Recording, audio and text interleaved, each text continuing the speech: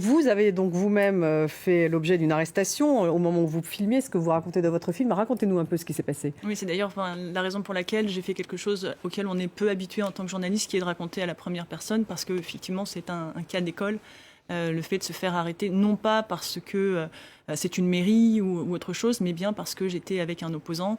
Les deux personnes qui sont sorties de la mairie ont tout de suite vu que j'étais avec Sergueï Vesselov. Ils ont vu qu'il avait un micro, et là tout de suite les choses se sont compliquées. Ils ont appelé la police. La police est arrivée, il y a eu un contrôle d'identité, et ensuite on a été emmenés au commissariat, séparés. Et moi-même, j'ai été donc longuement interrogée pendant 6 heures par tout un tas Qu'est-ce qu'ils vous ont demandé? Principalement, ce qu'ils voulaient savoir, c'était pourquoi une journaliste occidentale faisait tout ce trajet. Chouïa, c'est une petite ville qui se trouve à 1000 km environ de Moscou.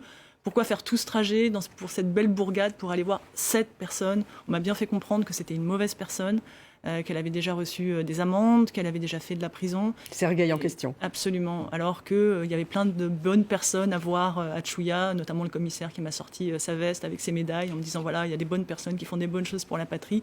Pourquoi vous êtes venu voir cette personne?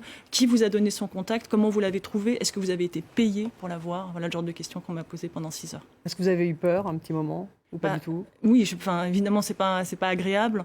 La principale crainte, on le voit d'ailleurs, que je tremble, ma caméra tremble, etc. Ma première réaction, ça a été de couper la caméra et de cacher ma carte mémoire, parce que je me suis dit, je vais me faire piquer mon matériel. Après, j'ai eu très peur pour Sergueï, pour la personne avec qui je travaillais aussi. Et puis finalement, Sergueï est parti au bout de 3 heures. Lui, il n'a pas eu d'amende, il n'a rien eu. Une amende, c'est grave en Russie, même si c'est 35 euros.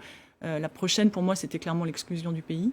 Et pour Sergueï, c'est clairement la prison. Donc il était temps pour vous de quitter le pays. Un mot justement sur ses opposants. Enfin, on le voit tout de même, ils continuent. Alors il y en a de moins en moins, mais ils continuent. Qu'est-ce qu'ils risquent? 15 ans de prison, on dit aujourd'hui, si vous parlez de guerre, au lieu de parler comment c'est le terme russe? Oui, non, mais eux clairement... Opération spéciale. Opération spéciale. Eux, clairement, ils risquent la prison, et dans des conditions parfois atroces. On l'a vu pour l'opposant numéro 1, Navalny, dans une colonie pénitentiaire. On peut pas lui rendre visite.